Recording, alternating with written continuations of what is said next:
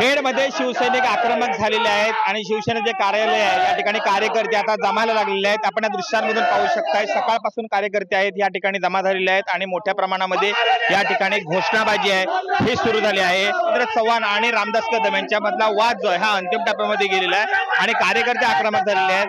रामदास कदमांनी एका ठिकाणी माफी मागावी असं या ठिकाणी भारतीय जनता पार्टीने प्रेस कॉन्फरन्स जाहीर केलं आणि यानंतर ह्याच्या स्वरूपामध्ये कार्यकर्ते आहेत हे ठिकाणी एकवटलेले आपल्याला पाहायला मिळते।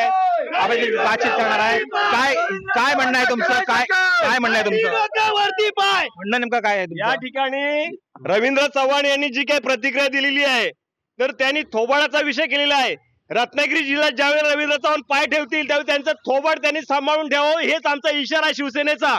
यापुढे जर का त्यांनी वेगळी वक्तव्य केली तर 100% त्याला त्याच पद्धतीने उत्तर दिलं जाईल शिवसेनेच्या वतीने, एवढं आमचं म्हणणं आहे। तर लक्षात घ्या शिवसैनिकांचं। आई बाबा होण्याचे स्वप्न अजून पूर्ण झाले नाहीत का? आई बाबा होण्याचे तुमचे स्वप्न पूर्ण करा अपोलो फर्टिलिटीद्वारे। मोफत सल्ल्यांसाठी कॉल करा 9953420359। जर का भाजपच्या कुठल्याही इथल्या सामान्य आणि इथल्या जिल्हाध्यक्ष असू दे, संपर्क प्रमुख असू दे किंवा तालुका अध्यक्ष असू दे फुकटच्या वल्गना करतील तर त्या वल्गना हा शिवसैनिक कदापि खपून घेणार नाही। हा शिवसैनिक नुसता हिंदू हृदय सम्राट बाळासाहेब ठाकरेंचा आहे, सन्माननीय कोकणचे नेते रामदासभाई कदमांचा आहे, तसंच आमदार योगेशदादा कदमांचा आहे। त्यामुळं त्यांच्या वल्गना आम्ही कधी कोकणवासीय आम्ही खपून घेणार नाही असं जाहीर आपणास सांगतो आणि त्यांना हा निरोप आमच्या तुमच्या माध्यमातून पोहोचवा असा मी सांगतो। निषेध नोंदवत आहे, कशा स्वरूपाचा निषेध आहे?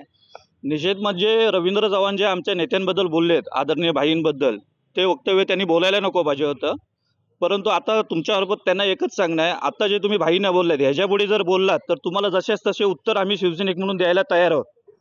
भारतीय जनता पार्टी बोलत नाही, भारतीय जनता पार्टीचा जिल्हा अध्यक्ष आहे तो बोलतोय। आज त्यालाही अधिकार कोणी दिले? आज महायुतीचे वरिष्ठ नेते आहेत ना, आमचे मुख्य नेते एकनाथ शिंदे साहेब आहेत, देवेंद्र फडणवीस साहेब आहेत, बाकीचे आमचे नेते ते निर्णय घेतील ना। हा निर्णय घ्यायचा अधिकार जिल्हाधीशाला नाही आहे। जिल्हा अध्यक्षाचं काम काय आहे? शटरमॅन करणं। तो जिल्हाधीश पदावर त्याला कशी ठेवतेच काय समजत नाही आम्हाला सुद्धा। आजपर्यंत कदमाने जे वक्तव्य केले या संदर्भात माफी मागितली तरच भारतीय जनता पार्टी सपोर्ट केला असं ते म्हणतात, माफी मागितली पाहिजे। रामदास भाई चुकीचे काय बोललेत? रामदास भाई ज्यांचे जे प्रश्न आहेत ते प्रश्न त्यांनी मांडलेत, ते त्यांची चूक काय आहे? उलट माफी रवींद्र चव्हाणांनी मागितली पाहिजे, कारण काल ज्यांनी जे वक्तव्य केलं रवींद्र चव्हाणांनी ते मंत्रीपदाला शोभणारं वक्तव्य नाही आहे, तर त्यांनी ती पहिली जाहीर माफी मागावी। कारण आज तुम्ही मंत्री आहात, मंत्रीने भाषा कशी बोलली पाहिजे हे त्यांना समजायला पाहिजे। त्यांनी ते पहिलं आत्मस्पर्शन करावं, त्यांनी भाईंची माफी पहिली मागावी। कार्यकर्ते वाढत आहेत कार्यालयाबाहेर, अजूनही गर्दी वाढते, आता सुरुवात झालेली आहे। कार्यकर्त्याचा रोष कसा राहतोय? कार्यकर्ते वाढत आहेत, शेवटी भाई आमचे दैवत आहेत आणि या खेड तालुक्याचा कायापालट हा भाईंनी केलेला आहे। त्यामुळे हे कोकणचं भाग्यविधाता आणि महाराष्ट्राचा भाग्यविधाता ही उपाधी भाईंना लागते। हा कार्यकर्ता पेटून उठलेला आहे आणि कार्यकर्ते शांत करण्याचं काम आम्ही करतोय का? शेवटी महायुती आहे, महायुतीमध्ये कुठेही मिठाचा खडा पडू नये हे आमची इच्छा आहे। म्हणून आज कार्यकर्त्यांना मी इथंच थांबवले, म्हणजे ऑफिसच्या बाहेर त्यांना कोण जाऊ देत नाही, कारण आज शेवटी महायुती असतेवेळी आपण प्रत्येकाने संयम पाळणे गरजेचं आहे। माझे कार्यकर्त्यांना आव्हान असेल, आपले वरिष्ठ नेते आहेत, वरिष्ठ नेते जो काय निर्णय घ्यायचा निर्णय घेतील त्या कृपया कार्यकर्त्यांनी कुठल्याही गोष्टीचा म्हणजे महायुतीला कलंक लागेल किंवा डाग लागेल असा प्रकार कुणीही करू नये असं मी सर्व आमच्या कार्यकर्त्यांना आवाहन करतो। जनता पार्टीकडनं भारतीय जनता पार्टी म्हणते आहे, त्यांचे जिल्हा प्रमुख म्हणतायत की या ठिकाणी उमेदवार चालणार नाही, व्हर्च्युअल युती असो नसो हा उमेदवार आम्हाला चालणार नाही। कसं बघते याकडं? शिवसेनेच्या बाबतीत निर्णय घेण्याचा अधिकार भाजपच्या जिल्हाध्यक्षांना कुणी दिला? आमचा निर्णय जो काय शिवसेनेचा आहे तो निर्णय घेणारे आमचे मुख्य नेते एकनाथजी शिंदे साहेब हेच आहेत। त्यांच्यावरती आमचा पूर्ण विश्वास आहे, ते सक्षम आहेत। रामदासभाई या ठिकाणी सक्षम आहेत, योगेशदादा या ठिकाणी सक्षम आहेत आणि योगेशदादांचे शिवसैनिक या ठिकाणी सक्षम आहेत। तर आम्हाला कुणी काही सल्ला द्यायची गरज नाही। रामदासभाईने माफी मागावी असं देखील आग्रहाची मागणी करतायत।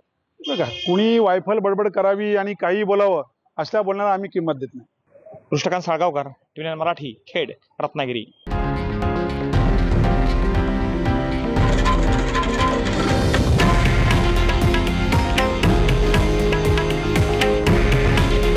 हे आहे देशातील नंबर 1 न्यूज नेटवर्क आणि आपण पाहत आहात TV9 मराठी।